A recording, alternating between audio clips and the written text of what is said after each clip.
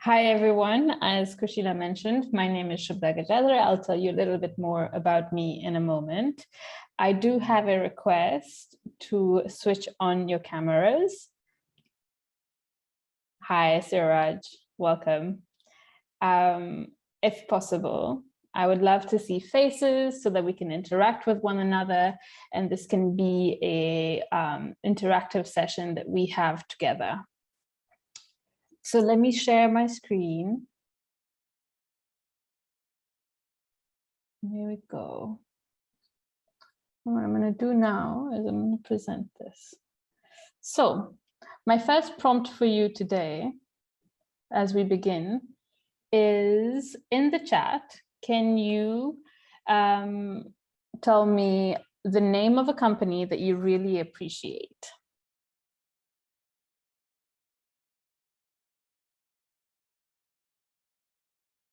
I don't actually have visibility on the chat, do I? I see a message coming through. Let's see. No one wants to tell me what the name of the company that they really like is. I like to practice something that is called gunpoint diplomacy. So I'll wait another 5 seconds and then I'll ask people randomly from the audience. It's in your favor. 2, okay. Siraj, can you tell me the name of a company that you really appreciate? Feel free to unmute yourself.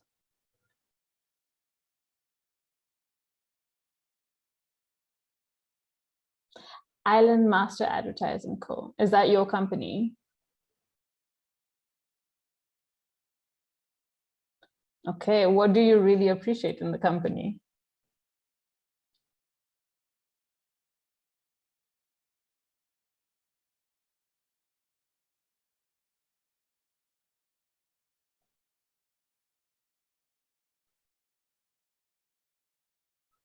All right, so you like advertising and printing, I see. Since 18 years, very cool. Very cool. Adikali, are you around? Can you maybe answer the question for us as well? If not in the chat, feel free to unmute. Yes. Hi. So what's the name of a company that you really appreciate? It can be anything. It can be Uber, it can be Airbnb, it can be Tesla. It can be the State Bank of Mauritius if you want.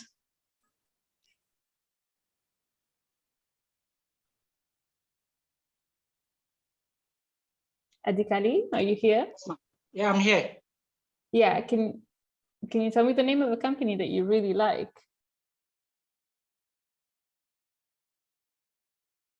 I think you're on mute if you're trying to speak. We can't hear you. Yeah, now it should be good. Hello? Hi. Hi. Can you hear us? Yeah, Yamaha company. Sorry? Yamaha company. Yamaha company. What do you appreciate about them? Because of the product. They have quality products. They have quality products. Yeah, Okay, very cool, very cool, very cool. All right, I'm gonna move ahead in the slides and introduce myself so that you guys understand a little bit more about me. So my name, has the slide changed? No. My name is Shubhda Gujadhur. I have, in the last 5 years, actually accompanied more than 200 entrepreneurs. I have had the pleasure of working with a number of different companies that support entrepreneurs.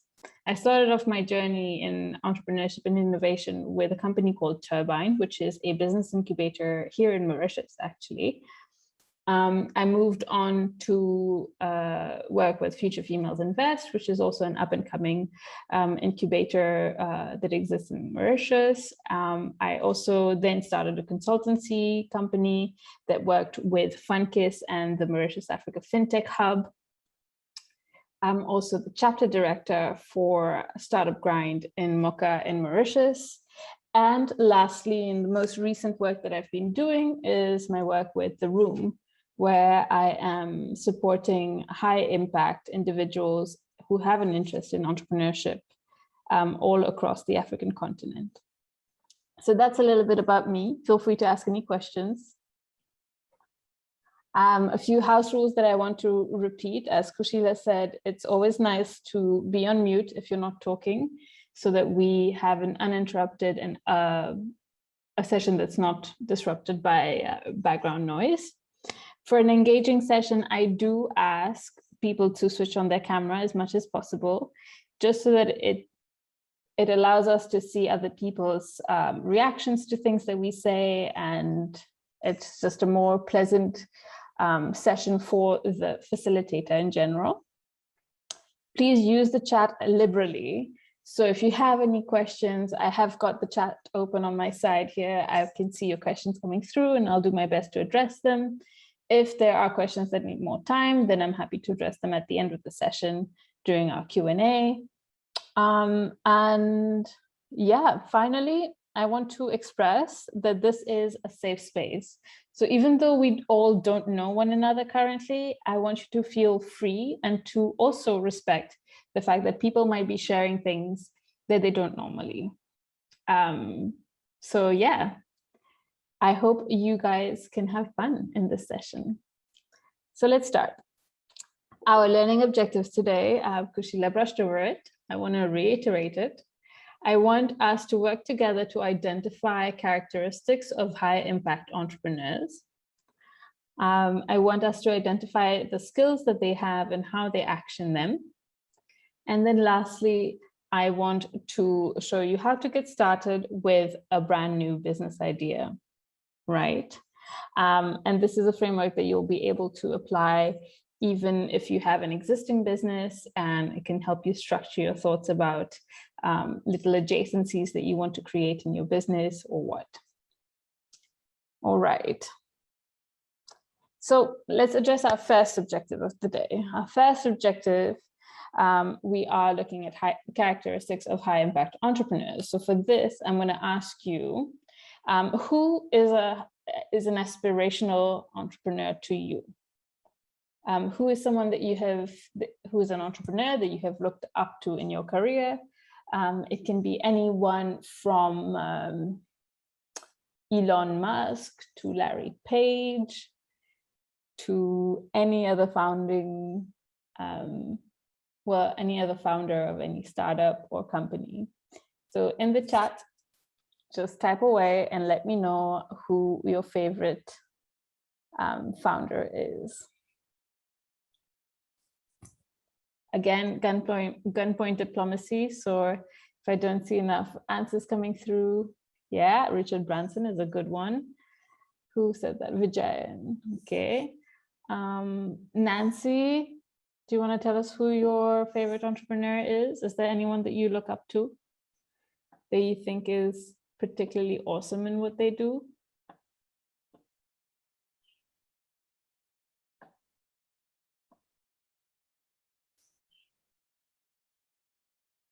Arnaud Lolive, please feel free to share as well. Arnaud Lagesse, interesting, a Mauritian entrepreneur. Oprah Winfrey, very cool. Yeah, interesting answers coming through. I'm really appreciating this. Anybody? Bill Gates, Marine Ferra. Okay, very cool.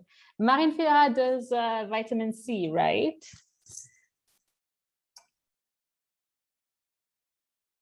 Yes. Okay, anyone else? Anyone else want to share their favorite entrepreneur? Javed, did you share? Yes, you said Bill Gates. Who hasn't shared? Sandhya.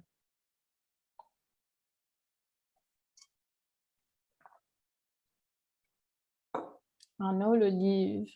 Hector Espitaliano. It's funny, I've worked with him. Bill Gates. Okay, great. Perfect. Very nice. Very nice. All of these names are really nice. So if you have space to write something down, otherwise just open up a little dialog box or notes in your computer, and I want you to write 3 characteristics down. And I'm gonna have an interactive discussion with Vijayan Karpan. I'm gonna ask you to unmute, yeah? So I want to ask you 3 characteristics that you think Richard Branson has that you find particularly interesting and aspirational. You might have to unmute yourself. Vijayan, can you hear me?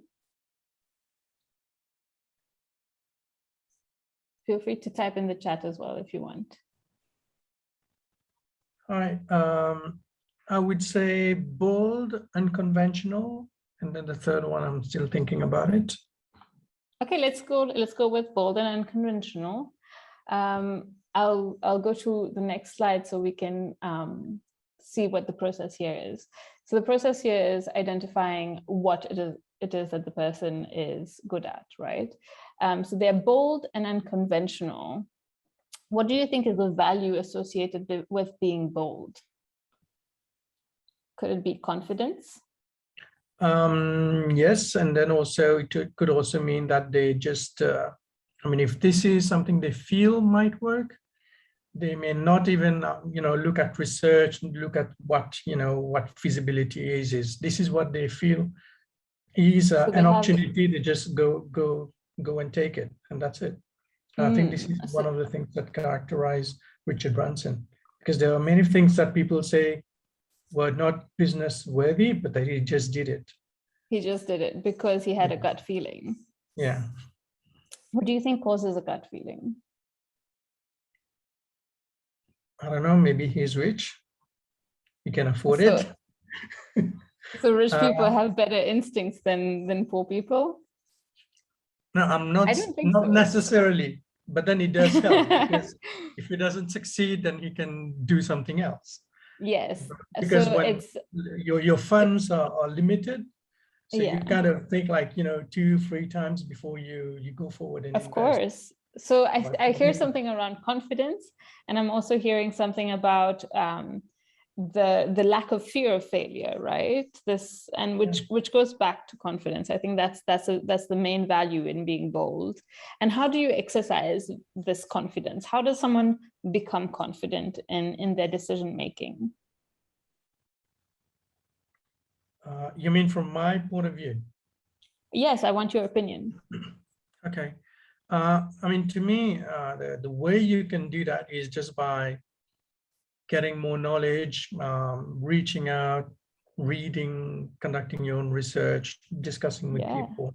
So I guess that's ways that you can even share your ideas so that eventually it helps you build your confidence. Definitely. Yes. I think there's another point to be added to that, which is often confidence comes from kind of like disregarding the consequences of failure, but it's not really disregarding, actually. A lot of the times I find that people lack confidence because they are so scared to fail that they regard a negative outcome as the pinnacle of what could have gone wrong.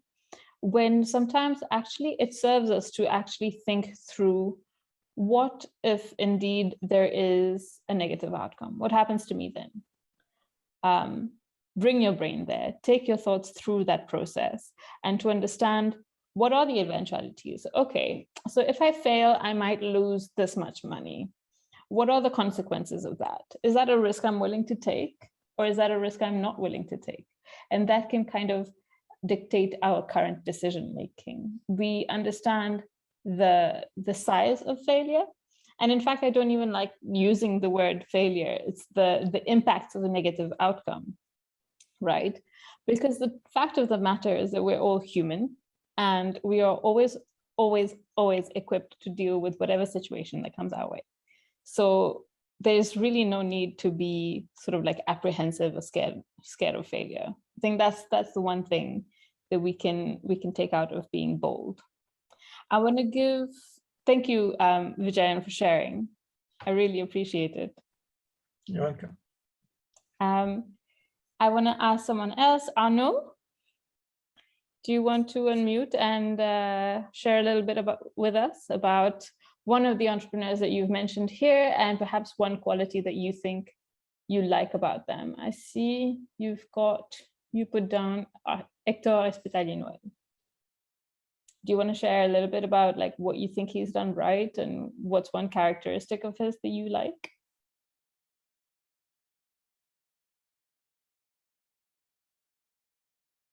Arno, are you there? You're actually at work. Feel free to use the chat, yeah? What's one characteristic that you've written down?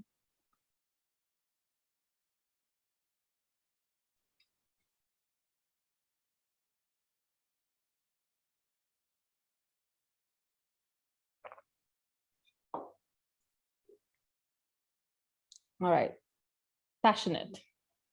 Well, that's an easy one. That's a value. Let's go back to here. So we've identified it, and we've also called it a value or a virtue. What do you think? What do you think you can say you're passionate about?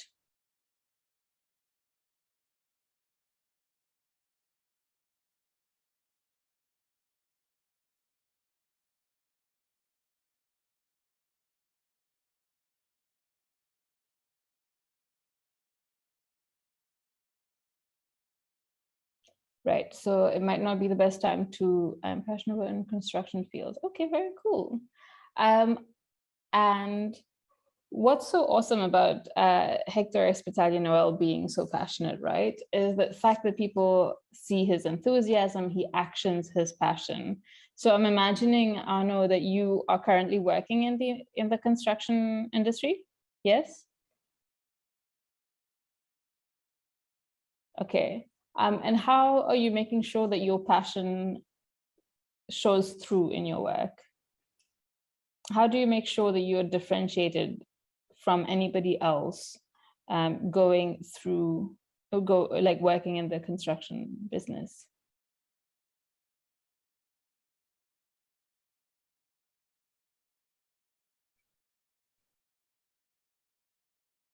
Right, giving your best, that's for certain. Resilience, yeah. Okay, yeah, well, going above and beyond what anybody else would do, seeking that extra value point that you can offer to people rather than adhering to the status quo. It can be simple things such as, I know that in the construction industry, it's very hard to get people who are timely and professional, so to speak. This is something that people struggle with a lot. So if you're working with a team, that's something that you can work to deliver to your customers, is we ensure that we give a super professional service. This is what differentiates us from our competitors and things like that, right? I'm going to move on to the next slide, but this has been an interesting discussion.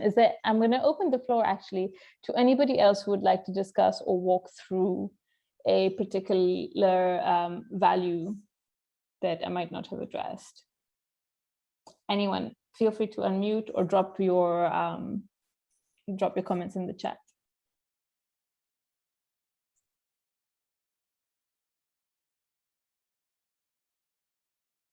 Suraj, I see you have some input here in the chat. Yes. Okay. I have put some weddings. I think I am inspired by Arno Lazes. Yes. He's a great businessman.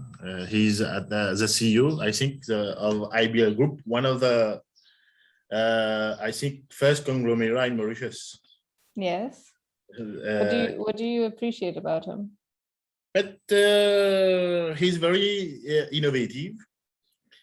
He likes to overcome challenges, especially if you see actually we are facing with a pandemic COVID situation. Yeah. You see the difficulties that entrepreneurs are facing actually. Especially, I am in this a small and medium enterprise. Right. So I am inspired by them a lot, how they perform, because it's really tough for us to compete on the market actually. When you see the situation actually, our currency is being depreciated. You calculate, you see the cost of freight actually. very difficult for companies actually to compete on the market, especially small and medium. So you would say that one quality that you appreciate is adaptability, right? Exactly. They can overcome challenges. Huh? Right. And how do you exercise adaptability? What is the activity that kind of like dictates adaptability in business? Actually, you are asking my business? Any business. Well, in your particular case, feel free to answer with regards to your instance. Yeah, actually, we are trying to adapt with the situation. It's not easy. We are trying to be innovative. Yes. Bring innovation in the business. Try to find how to get costs. Exactly. It's yes. Yeah, I'm sorry, I'm a little bit pressed for time, but I'll give you my 2 cents on the matter. I think adaptability comes with short turnaround times for decision making. So if you want to implement something, you should not be spending a month thinking about, will I implement this? You should have a framework in place that allows you to make that decision within the next 24 or 48 hours, and you action it, you get feedback, you understand, did it go well, did it not go well? If it did go well, what went well? If it didn't go well, what went wrong? And in any situations, you must always weigh the pros and cons and have a quick and agile turnaround time for things. Yeah, thank you. Thank you. Thank you for participating. The next slide, so I think I walked you through a little bit about like the qualities of high impact entrepreneurs. We've said they're bold, they're confident, they're risk takers. And we've kind of like walked through how to implement those things in our life. I have shared a worksheet with edVentr that you will be receiving after this session, that you can walk through this activity in your own time to enumerate the different qualities you've identified and work through it for yourself. I want to spend the meat of our time. So the worksheet looks like this, actually. So you'll note down your characteristics that you like in entrepreneurs. You understand, so characteristics are just adjectives, right? So you can say someone is bold, someone is a risk taker, someone is something fearless, you know? And then you understand like what are those values that are being displayed here. So someone who is bold is someone who is confident. How do you get confidence? Someone who is adaptable makes quick decisions, right? And then we can get to the different actions that we take in terms of like implementing those values in our day-to-day life. So how do I go about being bolder in my day-to-day life? How do I go about being more adaptable? One of the things we've discussed is if I want to be adaptable, then I need to have shorter turnaround times for decision making. If I want to be like Richard Branson and not be afraid to fail, I need to be able to identify when I'm scared of failure. And I need to be able to walk through the consequences of a negative outcome of my decisions to try to mitigate the risks. So this is all the activity that you will find in the worksheet. I want to, and in the worksheet as well, you'll get to write down 3 commitments that you're willing to make in order to be more like your aspirational entrepreneur. So Siraj, it can be being more adaptable in your business, perhaps for you. One of them can be that. Vijayan, do you want to be bolder in your business? Feel free to type in the chat, yeah. And Nancy, I want to ask you, what do you feel like you want to commit to being?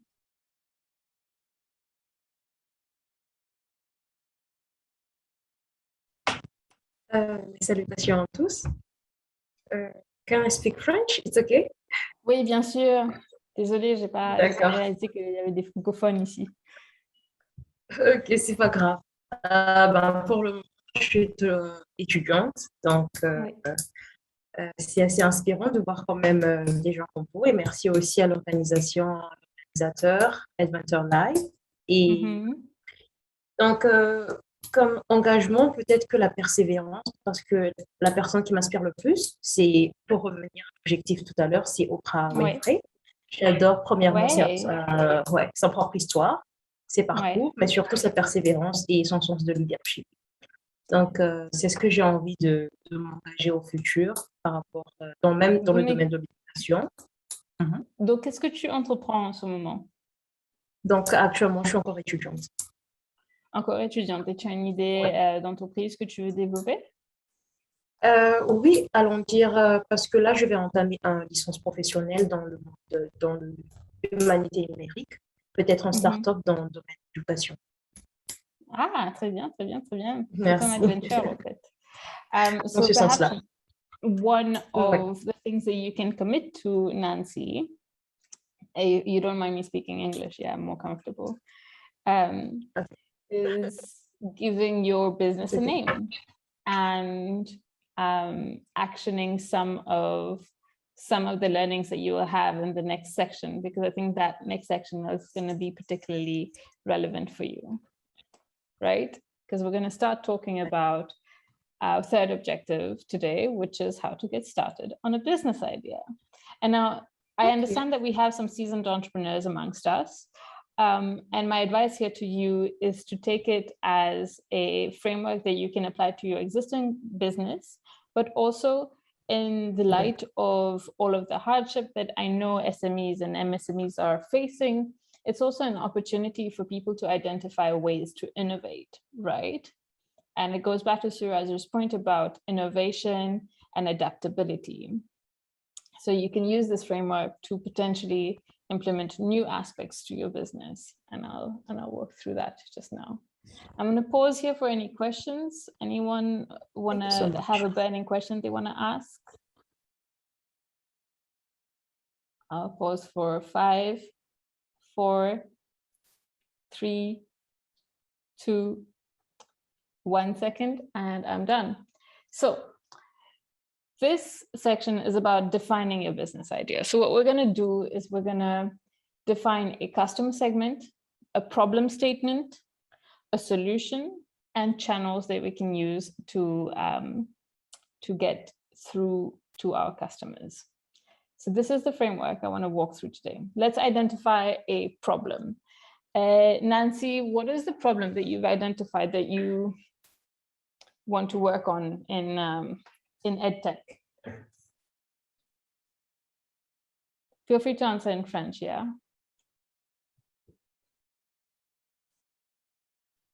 Nancy, can you hear me? Oui. Donc, quel est le problème que tu as identifié dans le domaine d'éducation numérique? D'accord. Premièrement, je suis originaire de Madagascar, donc je suis ici autant qu'étrangère à l'île Maurice.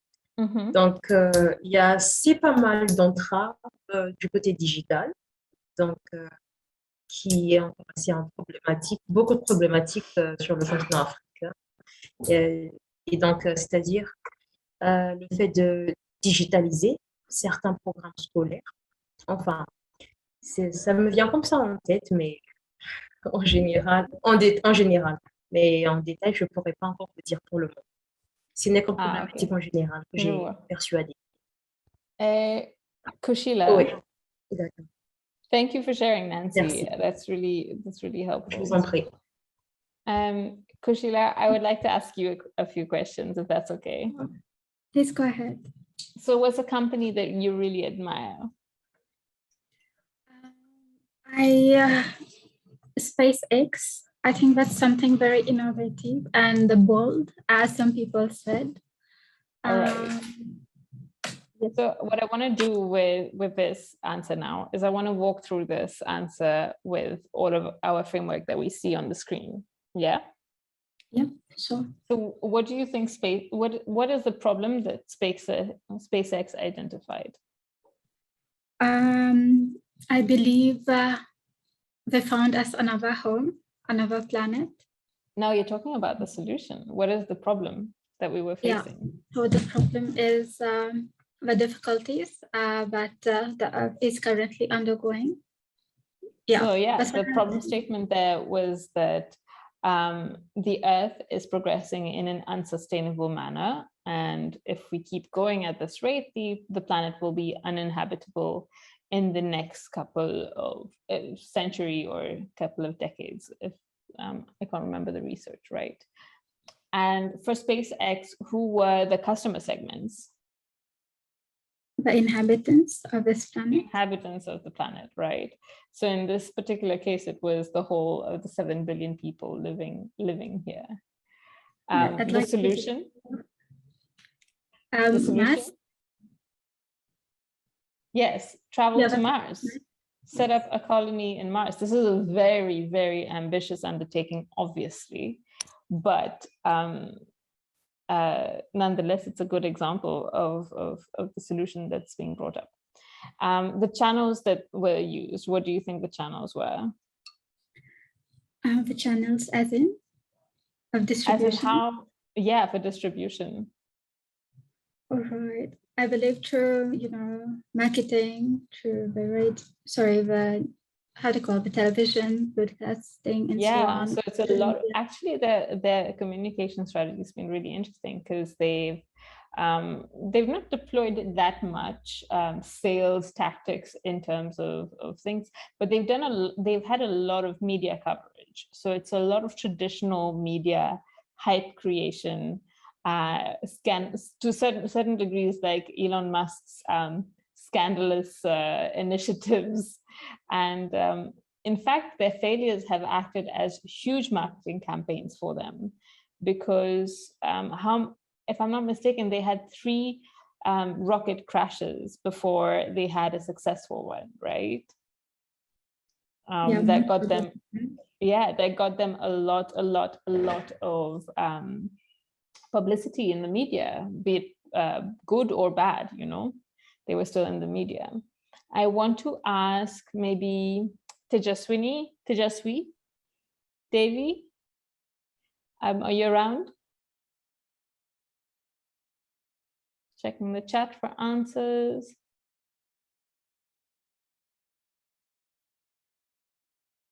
Four, 3, 2, 1, no answers.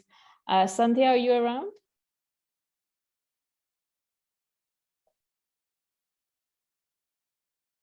All right, I'm going to let anyone who has a business idea come forward and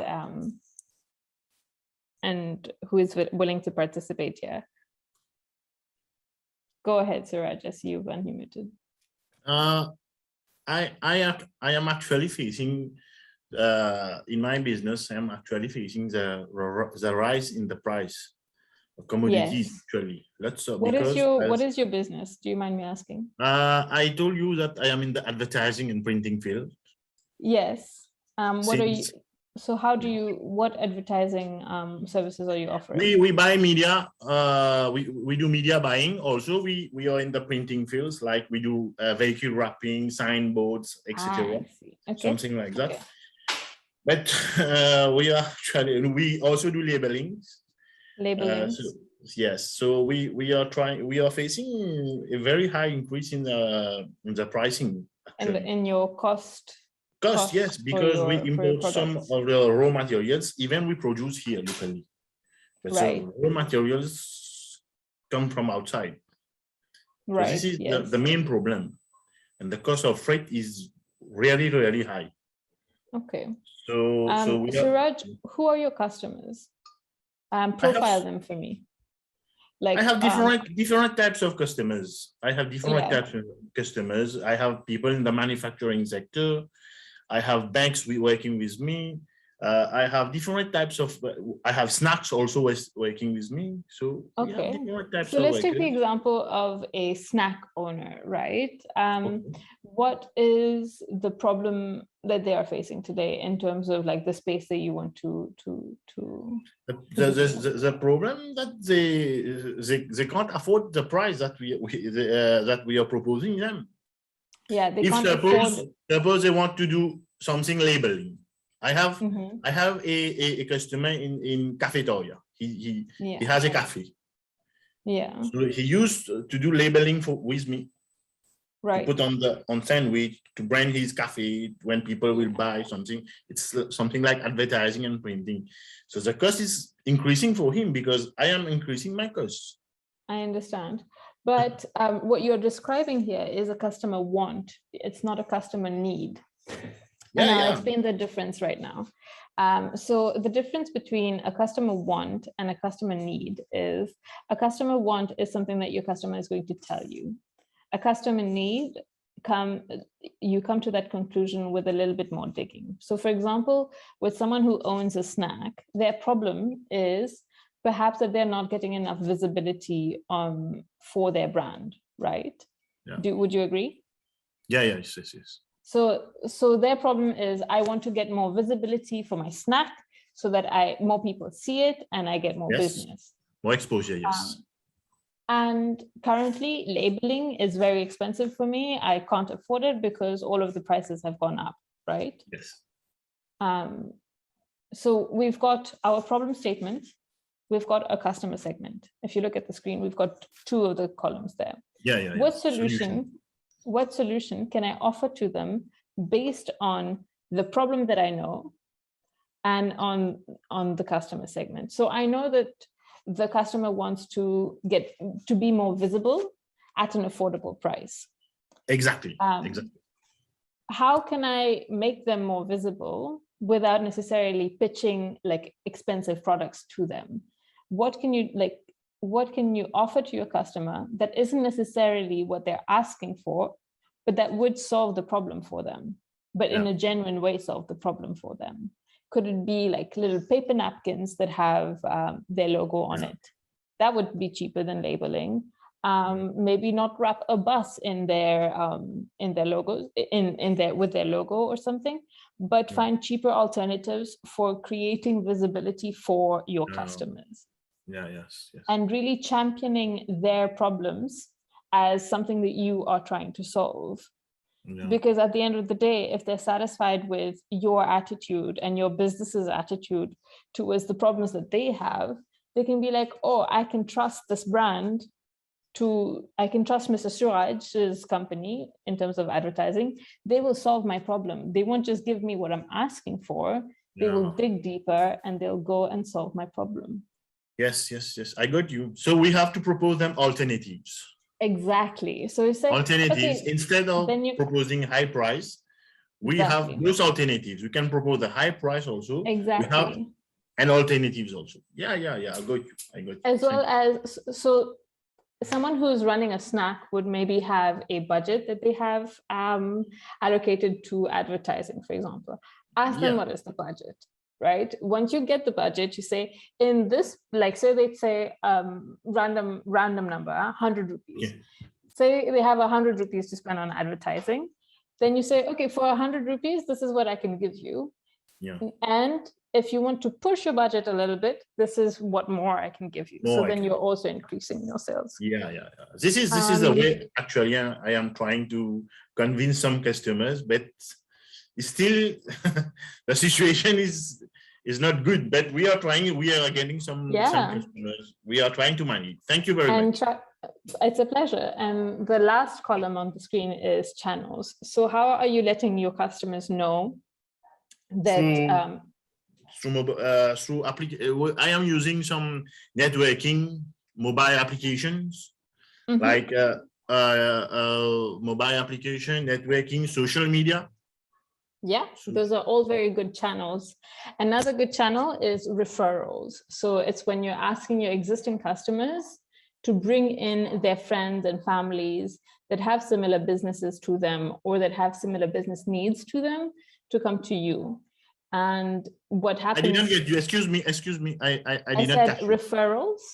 So for example, you have a customer, Mr. Ajay, for example. Okay. Mr. Ajay has been with you and he's been satisfied with your service. Now you tell Mr. Ajay, you know what? If you bring me 2 more customers, I'll give you 10% off on your next deal with me. Okay, that's good. That's a referral system. Thank you very much. Point to be noted. I'm writing it. It is indeed. Anybody else? Mr. Vijay, and I see you've also been quite active, Tejaswini. Completely impressed, by the way. Thank you. Thank you so much. How to generate a business idea. Let me try to answer that in the question and answer segment. I'll give it a few minutes to answer. I wanted to ask Mr. Vijayan about his business, and if you want to walk through the canvas that I've got here with me. I am in the communication field, but I've always been passionate about fish and plants. So like 5 years ago, I started thinking about aquaponics. Yeah. But I've not really, I've registered a company as well, but I've not really gone into it yet. So I'm still, I'm still working in the communication field, but I also want to, as a side business, want to be more active in the aquaponics field. But I don't know, for some reason, it's not really taking off, or maybe I'm not even giving it enough time, effort, and all that. So should we take a moment to potentially analyze your customer segment and understand what problem statements they might be encountering? Okay, yes. So for example, with aquaponics, who would you be targeting? Basically, to me, it's more about people who want to maybe produce some of the food for themselves, because it's a very easy and practical way to produce food at your place. Right. And also it avoids the use of chemicals and pesticides and all that. So it's basically organic food that you can grow at your place. Yeah. And it's relatively easy once you have a setup. Yeah, exactly. So I think you've given me a lot to work with here. So your customer segments are people who are willing to consume food consciously, who are concerned about their health and about the quality of the food that they intake, right? Yes. There are also people who wouldn't shy away from gardening and producing their own foods, right? This is all very valuable information that we have about our customer segments, and I'll tell you why. When you look at the problem statements that they're facing is a lack of GMO-free food, or a lack of food that is pesticide-free and insecticide-free, right? What is another problem statement that they might be encountering? There aren't enough solutions for me to be able to produce food that is healthy in my own home, right? And the solution that you come up with then is, here's your aqua farming kit. This is, and if it's someone who's just starting out in their journey, it can be a basic minimal kit. If it's someone that's a little bit more advanced in their journey, maybe they have a greenhouse, it can be a bigger kit with, I don't know, I'm not an aquaponics expert, but do you understand what I'm saying in terms of like adding specifications as they go along in their journey, right? Yes. And the interesting part is now when we talk about their channels that we're going to use to get to them.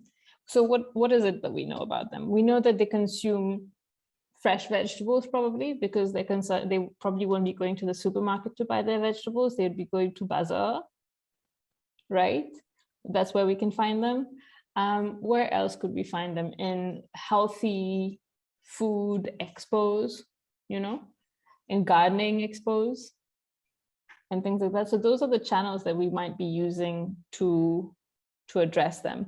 And even on social media, when you are doing your advertising, often you're asked to use hashtags and things like that. So then that kind of dictates which hashtags you're going to use to get to your customers better. It can be healthy living, organic vegetables, hashtag aquaponics, all of those things. Do you have any comments or reactions to this?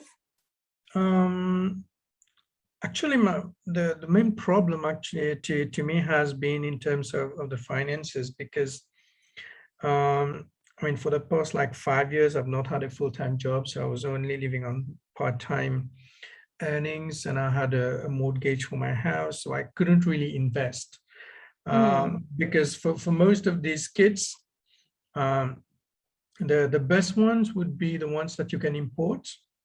Yeah. You can also DIY it. I've done that for my own system that I built. But most people, they don't really want the DIY ones. They want ones that, you know, is more aesthetically pleasing, looks good. Okay, right. That's what they want in their place. And to be able to import that costs a lot of money. And that's one of the main reasons actually why the business has not really. So that's your roadblock.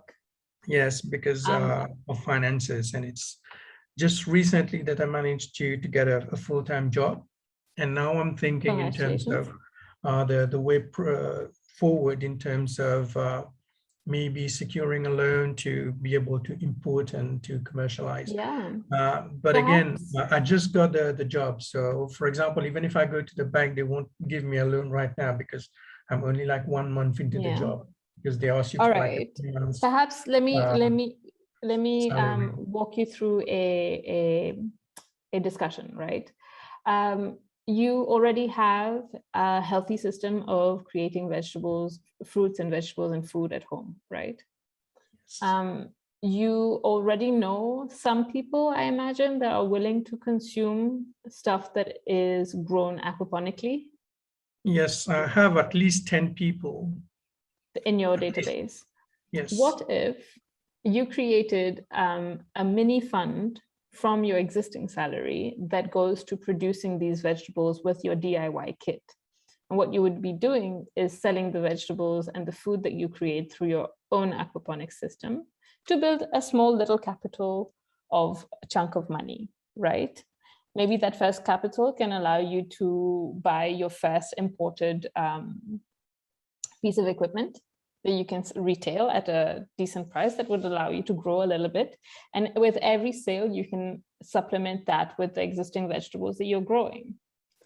The idea here is to remain lean and to understand your customers as much as possible. So at the end of the day, your customer is coming to you because they want to consume healthy vegetables through potentially aquaponics. Now, through making the food through your own aquaponics system and selling it to your customers, it can give you feedback on like, what do they like about it? What do they not like about it? It might turn out that they realize, in fact, aquaponics is not the way that I want to be consuming healthy food. There has to be another way. So that could stir you in the right direction with regards to where the money is. Where are people spending money in terms of healthy vegetables and fruits, right? And that's the service that you can end up providing. Because going to the bank, asking for a loan to develop your aquaponics business without knowing that you have customers willing to pay is a very risky affair. Would you agree? Yes, but I also have people who are willing to buy the system. It's just that if I import, I cannot import 1 or 2 kits. It's not worth it, because when you add the freight and everything. So if you import, you have to import like a good load, let's say 1 container, because then you can divide the freight cost over the whatever you import. Because if you import just 1 or 2 kits, it doesn't really make financial sense. For sure, So I understand. that's an important element. But perhaps what we can also look at then is a pre-order system. So you get a bunch of people to pay a deposit on their order, and once you know you have enough, you've reached a critical number that can validate an import, you've got the deposits, you can import the equipment, and what they pay to you after that is the profit share that you make. Yes. Actually, that's the kind of formula I'm working right now, because I'm looking at different suppliers. So I can see eventually what would be the minimum I could ask for some order. Kind of yeah, definitely. Pressed for time. Awesome to have been chatting, Mr. Vijayan. It's okay. I want all of you here to walk through this sentence template, right? Hi, Sandhya. Hi, Sandhya's friend. So the refined business statement, right, includes a framework for you to formulate what your business does. It's your brand name. For example, Mr. Vijayan, what is the name of I'll use Aquaponics Mauritius, okay? as a example. Aquaponics Mauritius provides consumers who are looking to consume healthy food, who are encumbered by a lack of supply, well, who are encumbered by pesticide-infested, insecticide-infested food, with a healthier option of consuming fruits and vegetables. We get our customers through our channels that are word of mouth, referrals, social media, and the bazaar of Port-Reed. You understand? So I want you guys to all walk through the sentence structure, even Mr. Suraj, Nancy, even you, any kind of business like idea you have, you can walk through the sentence. And if you are able to successfully identify your customer segments, but get into the details of who your customers are. In Mr. Vijayan's case, we can say maybe it's not just consumers who are looking to eat healthy foods. In Mauritius, we know that a lot of times, like there's one member of the family that would go to bazaar on a Saturday. Let's try to understand who that person is. Is it the mom in the family? Is it the dad in the family? Who goes to the bazaar most often? And what does their day-to-day look like? You know, let's try to get specific. We can say, who wants to eat healthy? It's normally not people in their 20s, it's people in their 30s to 40s to 60s, right? So that's the age bracket that we're looking at. Is there a gender sort of like bias in terms of like who is more concerned by it? Is it in Mauritius, do women cook more at home, or is it men that cook more at home? Like, let's get super precise, because once we get super precise, we can understand exactly what problems they're facing. What their actual needs are, not what they're saying they want, but what problems are they trying to get solved. And then we formulate a solution. Yeah. Once we know all of this, and this is also why having a good and precise customer segment is important, is because that will dictate what channels we use to acquire them. If I'm trying to get to a person who's going to bazaar on a Saturday morning to consume like organic food, I'm not going to advertise on LinkedIn, you know? I'm not going to maybe even advertise on social, like on Instagram or TikTok. I'd rather go on Facebook because I know that's where they spend their time. Do you understand? In Mr. Suraj's case, if it's a snack owner, where do they hang out? How do I get to them? Should I create a referral system, or should I create a word of mouth system? Or should I create a system where I map out a few snacks in a locality, and on different days, I go to different localities to talk to them about my services? Does that make sense? All right. I think this is all for today. So I can walk you through a few things that we've done today. We've learned a framework of identifying characteristics of high impact entrepreneurs. We've sort of gotten to know a framework of how to exercise these skills in our day-to-day life. That'll come with the worksheet. And then finally, we've learned how to define our business idea, right? We've learned how to identify our customer segments, our problem statements, our channels, our solutions, and we've learned to formulate a refined business statement. That was all. That is what we endeavored to do today, and I feel like we've done that pretty successfully. I'm so happy for your participation. I would like to say a big thank you. I think one last thing is I want to leave you with maybe a memorable quote that I like, which is coming right up. The future belongs to those who believe in the beauty of their dreams. Read that again and let that sink in. I know that being an aspirational entrepreneur is a lot of the times a result of big dreams. And the only difference between dreams and your future is what actions you take today. This is something very, very, very important. The difference between dreamers and entrepreneurs is that entrepreneurs take action, right? And it doesn't matter if the action yields a positive or a negative result, as long as you're able to walk through each outcome in your mind. Say if you have a negative outcome coming out of an initiative you've taken, in 10 years' time, it won't matter whether or not that was a bad outcome. It will matter whether that outcome forced you to stop or forced you to learn.